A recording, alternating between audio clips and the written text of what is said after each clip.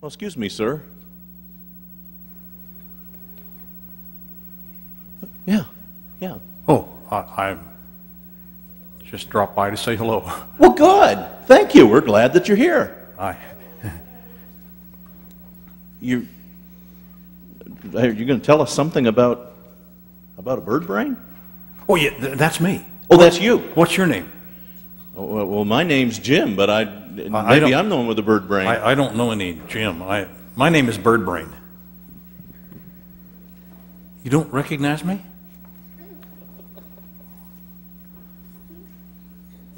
I'm in the Bible.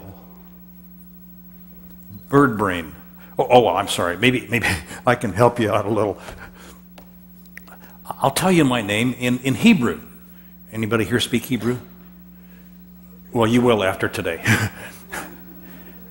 In Hebrew, my name is Jonah. Do you get it now? Jonah. How do you say it? Well, that's pretty close. You need to work on your Hebrew a little bit, but it's Jonah. Jonah in Hebrew means dove. And what kind of a brain does a dove have? It has a bird brain, yeah. Little bitty one. And that's, see, my father's name was Amittai. Amittai means true or truthfulness. And he taught me to be true, but sometimes, you know,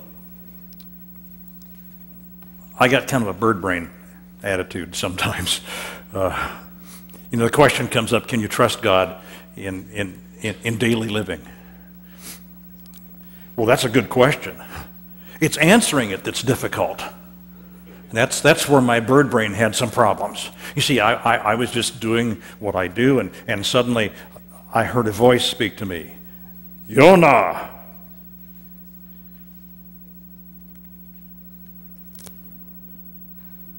Yes, Lord? Jonah, I have a work for you to do. Oh, for me? Okay, what is it? Jonah, I want you to go to Nineveh because their sins have come up, and I need you to go tell them to change their ways because I love them. What? Nineveh? Nineveh? You know where Nineveh is? Nineveh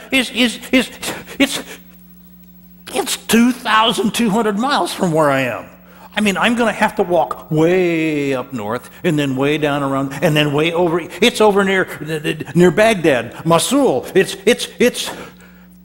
735 miles away from me. I said 2,200. I was wrong. It may as well have been 22. 730. And besides which, you know who's over there? The Assyrians.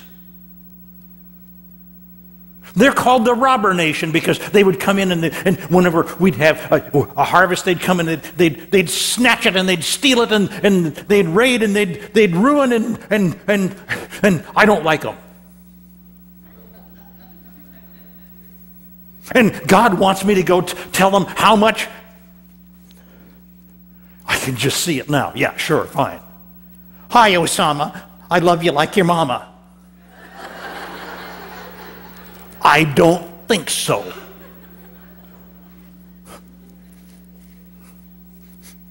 I'm not going to go. I'm not going to go. I need you to help me here. What's my name? Oh, the other one. Okay. I'm not going to go, God.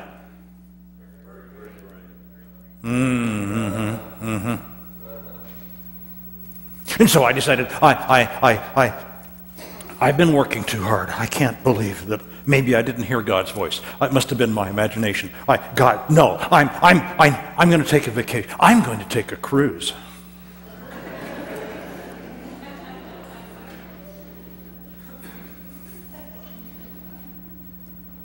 And I'm going to go to Spain.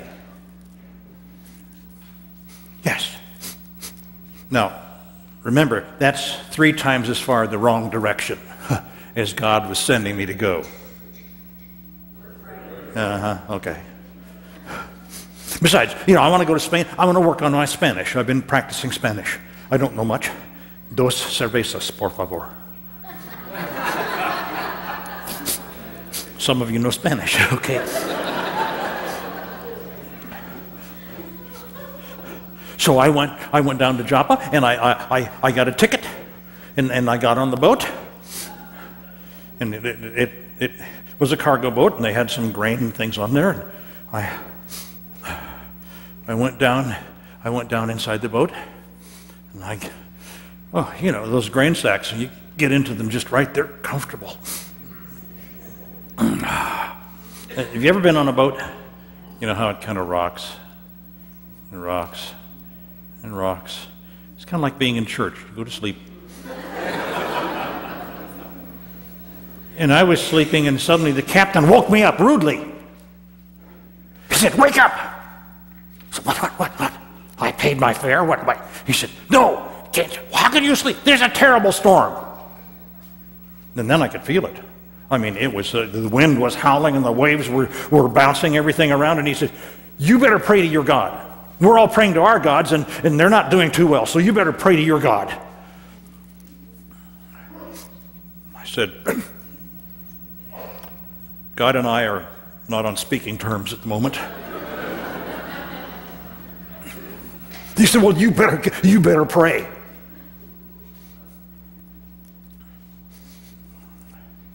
And it was really bad. I mean, the boat. Have you ever been seasick? Yeah. If you haven't been, those of you who have, tell me if I'm wrong. First, you think you're going to die. Then you're afraid you're not going to die. Am I right? Oh, it was terrible. And the sailors, they were praying to their gods, and they were saying, This is no ordinary storm.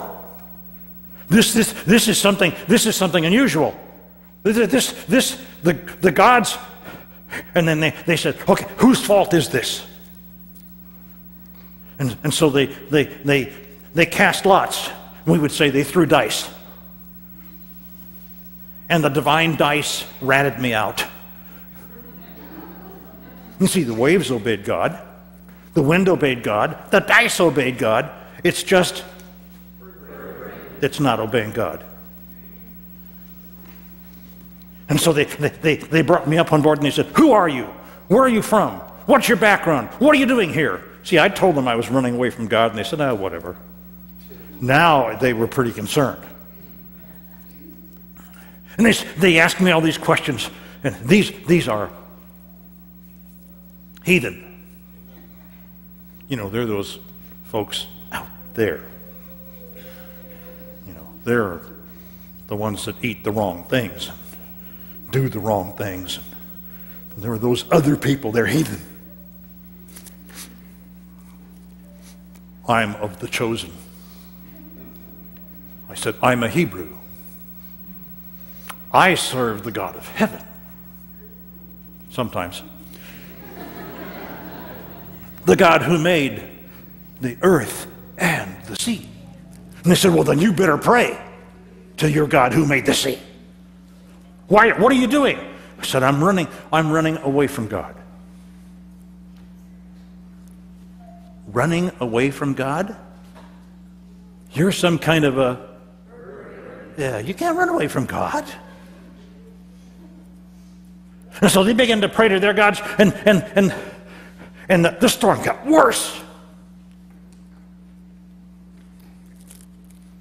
When you try to run away from God, that's what happens. Can I get a witness? Amen. When you run away from God, you run into problems. You can't run away from God. And so the sailor said, what should we do? Well, that's another human condition. What can we do? We'll try to save ourselves. Can't do it. What should we do? I said, well, I'm obviously the problem. Throw me overboard. They said, no, we can't do that. You're God's man. We can't. And they prayed. They said, oh, God, what? And it got worse and worse and worse. They were throwing cargo over. Pretty soon they began to pray, oh, God, God who made the heavens and the earth and the sea, don't take our lives because we're throwing this man overboard. Uh-oh.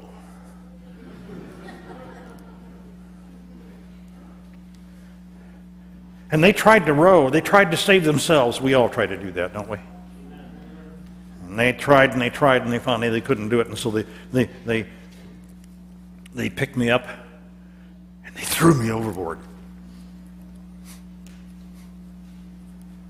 So much for my cruise.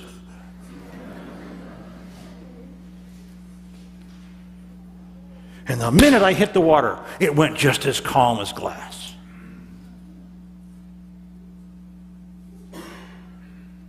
Can you trust God? Oh, yeah. But don't run away from Him. Huh?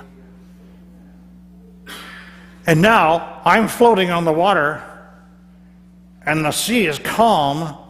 And you know what the heathen are doing? They're praying to God, and they're offering sacrifices, and they're making commitments to the God that I won't even pray to.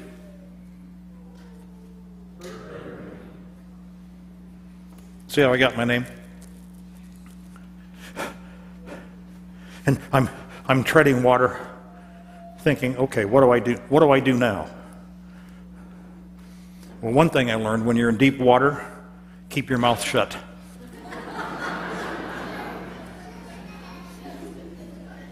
And suddenly I felt the water next to me swirl. And I turned around, and I saw a big fish.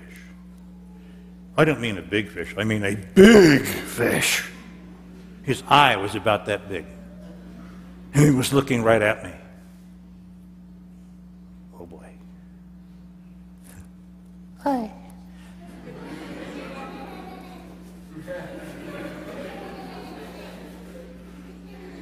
And then the fish smiled.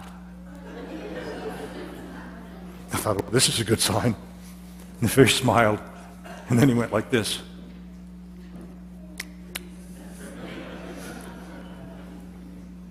That was not a good sign. And the next thing I knew, there was this, and I'm inside the fish.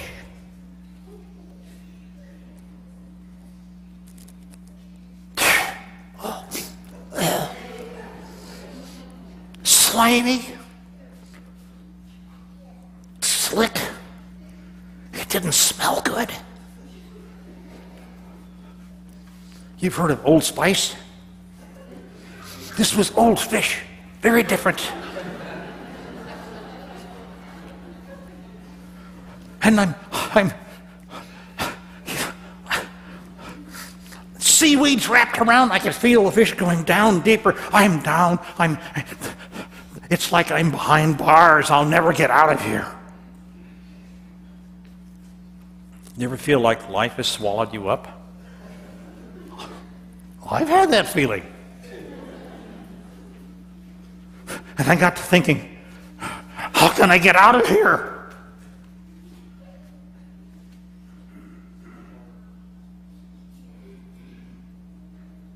There are only two ways out of this fish.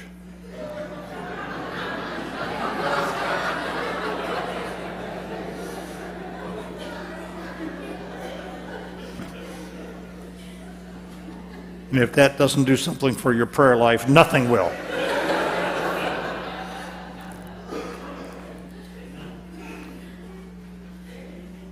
And I finally began to pray. You know, sometimes God sends storms to us, and sometimes we get swallowed up. So there's nothing else we can do but pray. And so why did we wait so long? And so I'm in the fish, and I say, okay, Lord, I want to go out the way I came in.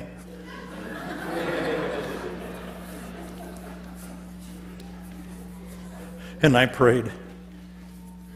See, my first confession was, I serve the God of heaven, who made the earth and the sea. He's all-powerful. And now, as I'm thinking, I'm saying, those who cling to worthless idols or ideas forfeit the grace that could be theirs. You know, if your hands are filled with stuff, you can't receive the grace God would give. Can you trust God in daily living? Sometimes you don't have another choice. And so I began to pray, oh Lord, let me see your temple. I'll fulfill my vows. I'll follow you. My second confession, salvation is of the Lord. I can't save myself. I'm swallowed up. You see, I was running away from God, now I'm running to God. That's a good thing to do. And He's so gracious, He doesn't hold it against us. He's gracious, He's grace-filled, He's graceful. Are we? So I prayed, oh God, please, I want to serve you, and I realize that salvation comes from you. There is nothing that I can do to help myself. And suddenly I felt squeezing. And I heard this terrible sound.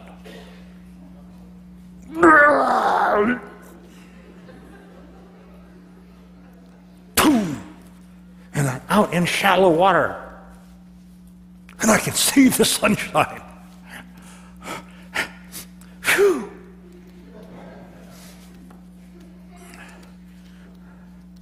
I hope you're not having fish for the dinner today, because I have a little something against fish. It's personal, you understand. I'm so grateful, and I'm thankful, and suddenly I hear that voice again. Jonah. Yes, Lord. Go to Nineveh. Oh, yes, sir. Yes, I'm on my way. Right away. Right. I didn't do it because it was the right thing to do. I was afraid because of what happened to me the last time. I did the right thing for the wrong reason. But even God can even bless us when we do the right thing for the wrong reason. He's that big.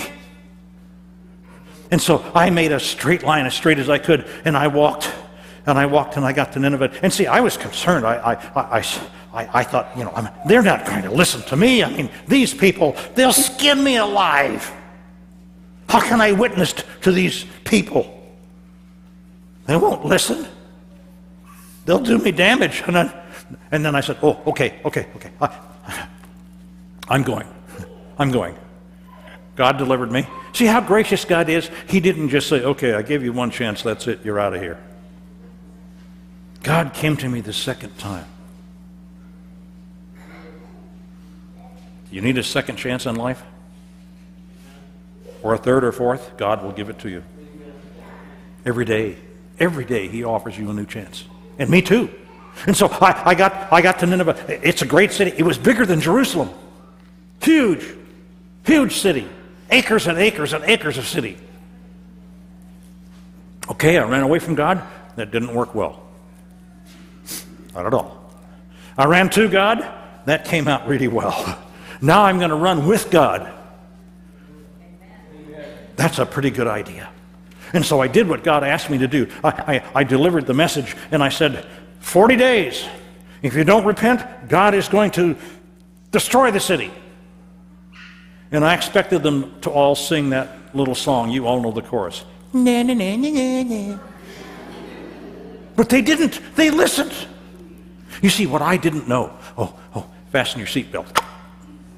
What I didn't know is that God had been working before I even got there.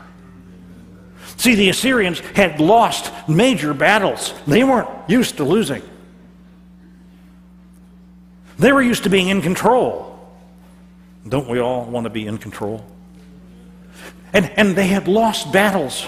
And on the 15th of June, as you would call the date, in 763 BC, suddenly there was a total eclipse of the sun that they had not predicted. So they're losing battles, and the sun goes dark, and these people are saying, something is about to happen.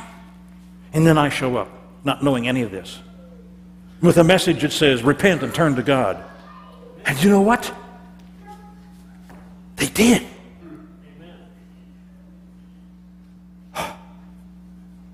See, I thought I was out there on my own, but God went before me.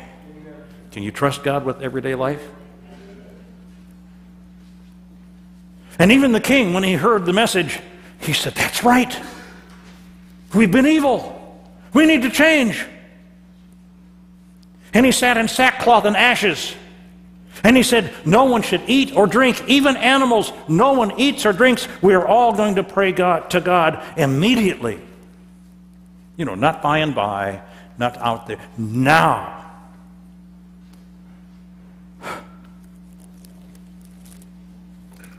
I had an evangelistic campaign, and it was so successful, the whole city got converted.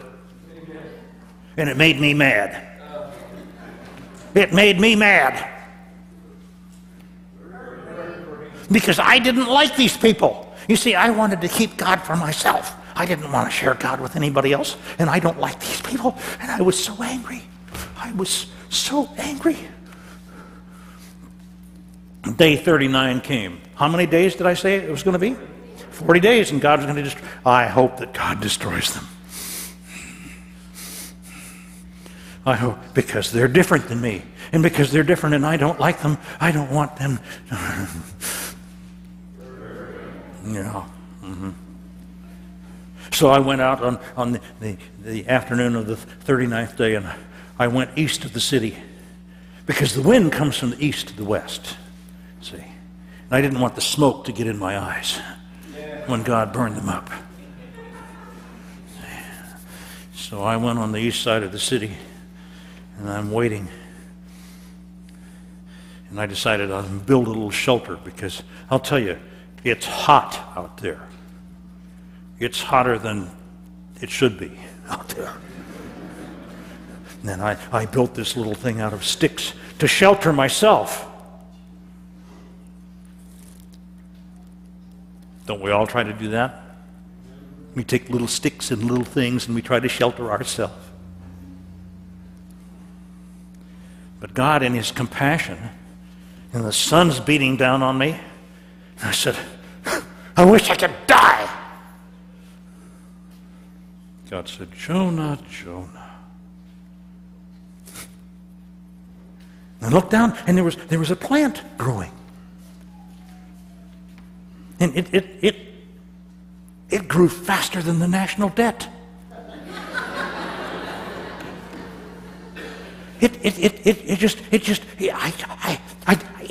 It was a miracle.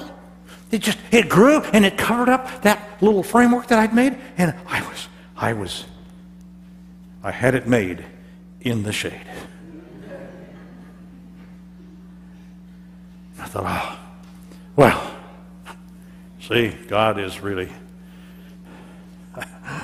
doing well. And then I heard this. Oh, no, it was a worm. It was a worm, and it cut my plant, and the plant went. And now I'm sitting there waiting for God to destroy those people. And it's hotter than hot. And I have no shade. And I said again to God, I wish I could die. Jonah. What? You have concern and compassion for a plant. You didn't plant it. So what? Jonah, you're concerned for a plant. I'm concerned for all these people. They're like children. They don't know the right way to go. and their animals. I'm concerned about them. You see, I'd said to God, my third confession was, see, when they said that they would follow God, I said, yes, sure. See, that's what I knew this would happen. I knew it would happen because you're a God who's gracious and compassionate, and you're slow to anger, and you're filled with love. That word love is chesed in Hebrew. That means it takes a whole paragraph. It's that deep, everlasting, it's not like I love potato chips and I love M&Ms. It's much deeper than that. You're full of compassion, you're full of love, you're slow to anger. Oh. All of those were very important to me when it was my problem. God's love and compassion, when it applied to me, it was very important. But when it applied to somebody else, it made me angry.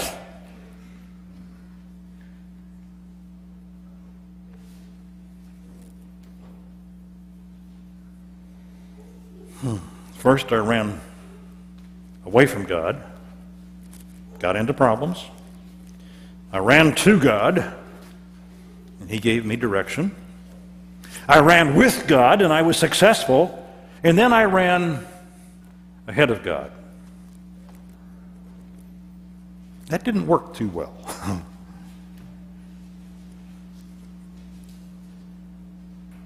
I dare say if you would have written, and by the way, I'm writing a book about this. I hope you read it.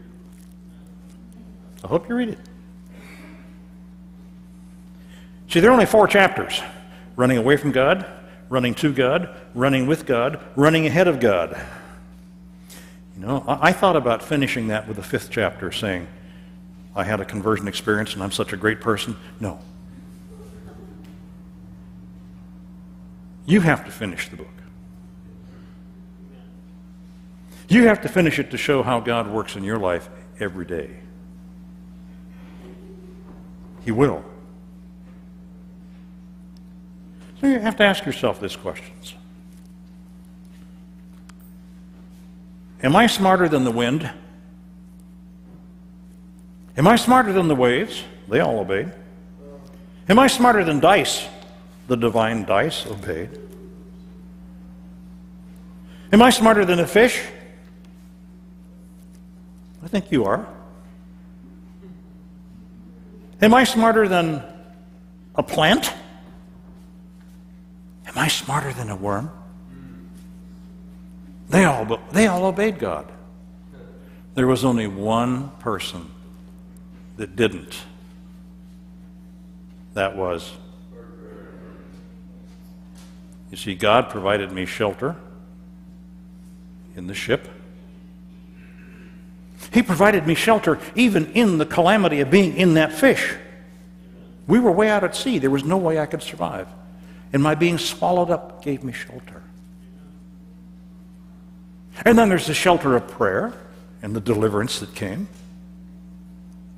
And then I tried to build my own little shelter, but the greatest shelter of all is God's grace and love and compassion.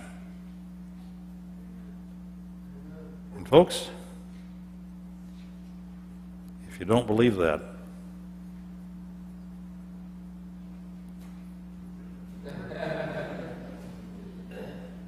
pray with me. Father God,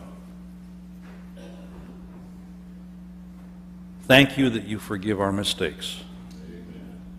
Thank you that you forgive even when we run away from you. And thank you for calling us again and again, not only to be your people, but to take your message to others so that they can see your goodness and your grace and your love. Father, you are the creator of all, heaven and earth and sea. Salvation comes only from you. We thank you for your grace and your compassion, your slowness to anger, and your wealth of love. May we share that with those around us. And we give you thanks forever and ever. And all the people said, Amen. Don't run away. Run with. Run to. But don't run ahead of God. And He'll bless you every